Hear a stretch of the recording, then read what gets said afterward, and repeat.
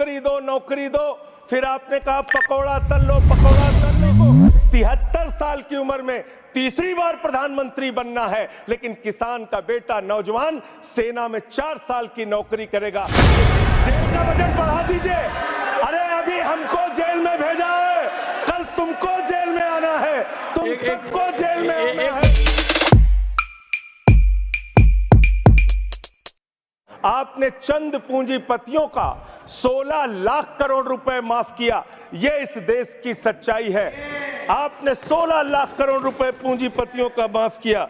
आपने 14 देश के प्रधानमंत्रियों ने जितना कर्जा लिया उससे दोगुना कर्जा अकेले आपकी सरकार ने लिया। आपने 150 लाख करोड़ रुपए कर्जा लेने का काम किया, देश को कर्ज में डुबाने का काम किया।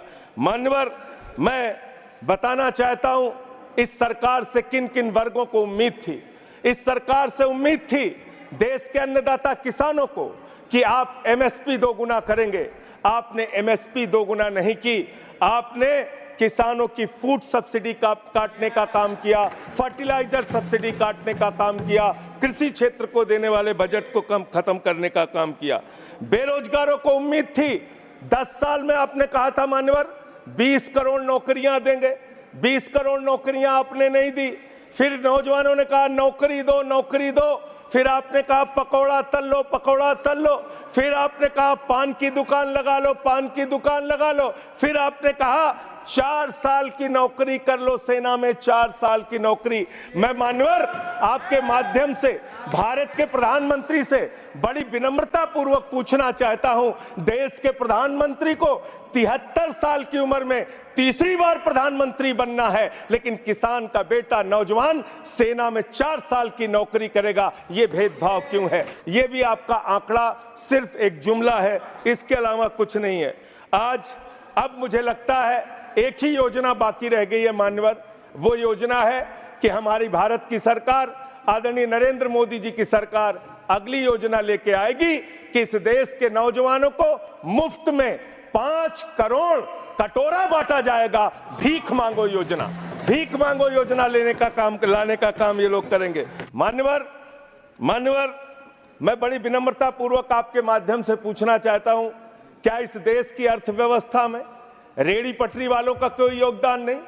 जो 10 करोड़ रेहड़ी पटरी वाले पूरे देश में हैं, उनका कोई योगदान नहीं है क्या मान्यवर? वो भी सरकार को टैक्स भरते हैं। आपकी सरकार उनको भी फूटी आंख से देखना नहीं चाहती। आपने रेहड़ी पटरी वालों को कहा अपने नाम के आगे नेम प्लेट लगाओ, अपने नाम के आगे नेम प्लेट लगाओ। हिंदुओं की, मुसलमान, दलितों के पीछे आदिवासी हो, क्या हो ये बताओ। मैं पूछना चाहता हूं आपके माध्यम से सरकार के कहना चाहता हूं मान्यवर, अगर नेम प्लेट लगवाना है तो लगवाइए गले में नेम प्लेट। नीरव मोदी के गले में नेम प्लेट लगवाइए कि 20,000 करोड़ रुपए हिंदुस्तान का वो बाकी है, लगवाइए नेम प्लेट। 10,000 करोड़ रुपए विजय माल्या हिंदुस्तान का बाकी है, लगवाइए नेम प्लेट गले में। ललित मोदी के कि 3,000 करोड़ रुपए हिंदुस्तान का लूट के भाग गया, लगवाइए नेम प्लेट मान्यवर। मैं कहना चाहता हूं नितिन संदेशरा के कि वो 6,000 करोड़ रुपए हिंदुस्तान का लूट के भाग गया, लगवाइए नेम प्लेट। अडानी के कि 2.5 लाख करोड़ रुपए का कर्जा आपने एक आदमी को दे रखा है, लगवाइए नेम प्लेट उन पूंजीपतियों को जिन्होंने हिंदुस्तान की बैंकों को खाली करने का काम किया। मान्यवर, मैं तो ये कहना चाह रहा था आपके माध्यम से कि इस तरह के काम देश के अंदर नहीं होने चाहिए। भारत एक धर्मनिरपेक्ष राष्ट्र है और हम जानते हैं अपनी सामाजिक व्यवस्था में, मैं जानता हूं इनके मन में दर्द होगा मान्यवर, अभी चुनाव हारे हैं ये उत्तर प्रदेश में, तो वहां पर अगर कोई बोर्ड लगाएगा जाटव ढाबा, एक सेकंड, जाटव ढाबा कोई लगाएगा, कोई अपने ढाबे के आगे अगर वाल्मीकि ढाबा लिखेगा तो आप लोग उसके यहां खाने नहीं जाओगे। मैं जानता हूं आपकी मानसिकता। आप वो लोग हैं जिन्होंने भारत के तत्कालीन राष्ट्रपति श्री रामनाथ कोविंद जी को प्रभु श्री राम के मंदिर के शिलान्यास में नहीं बुलाया। आप वो लोग हैं जिन्होंने मौजूदा राष्ट्रपति श्रीमती द्रौपदी मुर्मू जी को राम मंदिर के उद्घाटन में नहीं बुलाया। आप दलितों से, पिछड़ों से, आदिवासियों से, अल्पसंख्यकों से, मुसलमानों से नफरत करने का काम करते हैं, ये आपकी सच्चाई है। इसलिए नेम प्लेट मत लगवाइए। नेम प्लेट लगवाना है तो जिन्होंने देश की बैंकों को लूटा है उनका नेम प्लेट लगवाइए। और मान्यवर, मैं आपसे आपके माध्यम से इस सरकार से कहना चाहता हूं, इनका बजट पढ़ रहा था मान्यवर, जेलों को भी इन्होंने कम बजट दिया। अरे जेल का बजट तो बढ़ा दीजिए, 300 करोड़ रुपए जेल का बजट बढ़ा दीजिए। अरे अभी हमको जेल में भेजा है, कल तुमको जेल में आना है, तुम सबको जेल में आना है। जेल का बजट बढ़ा दो, जेलों को ठीक कर दो, अगला नंबर तुम्हारा है, तुम्हें जेल में आना है।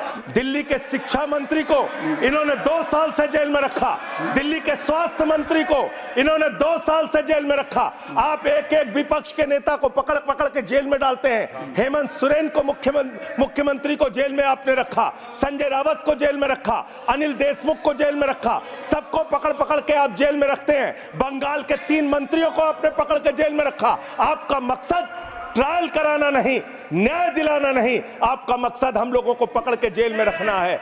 जितना जेल में डालोगे, मैं आपसे कहना चाहता हूं, जितना जेल में डालोगे उतना गर्त में जाओगे। जिसने भी ये राजनीति की है उसका समापन हो गया है। अभी 240 पे पहुंचे हो, कल 24 पे पहुंचोगे, इसके बाद 2 पे भी आओगे। भेदभाव की बात, सबसे भेदभाव इनको करना है। मुसलमानों से भेदभाव, सिखों से भेदभाव, ईसाइयों से भेदभाव, दलितों से भेदभाव, पिछड़ों से भेदभाव, और अब राज्यों से भेदभाव, राज्यों से भी भेदभाव, महिलाओं से भेदभाव, राज्यों से भेदभाव। क्या भेदभाव किया सर इन्होंने? 2,32,000 करोड़ रुपए, 2,32,000 करोड़ रुपए दिल्ली के लोगों ने सरकार के केंद्रीय खजाने में टैक्स के रूप में दिया, जीएसटी और इनकम टैक्स के रूप में। बदले में हमको कितना मिलता है? 0। पंजाब का किसान अपना खून पसीना बहा के खेत में गेहूं पैदा करता है, धान पैदा करता है। आपने 8,000 करोड़ रुपए पंजाब के विकास का पैसा रोक रखा है, विपक्ष के राज्यों का पैसा आपने रोक रखा है। ये भेदभाव क्यों कर रहे हैं आप क्यों कर रहे हैं? आप लिखते हैं राज्यों के विकास से देश का विकास है, ये आप राज्यों का विकास कर रहे हैं। एक एक करके टारगेट करके विपक्षी राज्यों के साथ आपने भेदभाव करने का काम किया। और अंत में कोई मुझे कह रहा था सारे बजट कम किए, शिक्षा के बजट को भी आपने कम कर दिया। मैंने इन लोगों से कहा शिक्षा से इनका कोई लेना देना नहीं है, शिक्षा से इनका कोई लेना देना नहीं मान्यवर। क्यों लेना देना नहीं है? क्योंकि दिल्ली विश्वविद्यालय में मनुस्मृति पढ़ाने जा रहे हैं ये लोग। मनुस्मृति पढ़ाएंगे कि दलितों के, पिछड़ों के, जिनको आप शूद्र कहते हैं, अगर वो श्लोक सुन लेंगे तो उनके कान में पारा आप कैसे डालेंगे?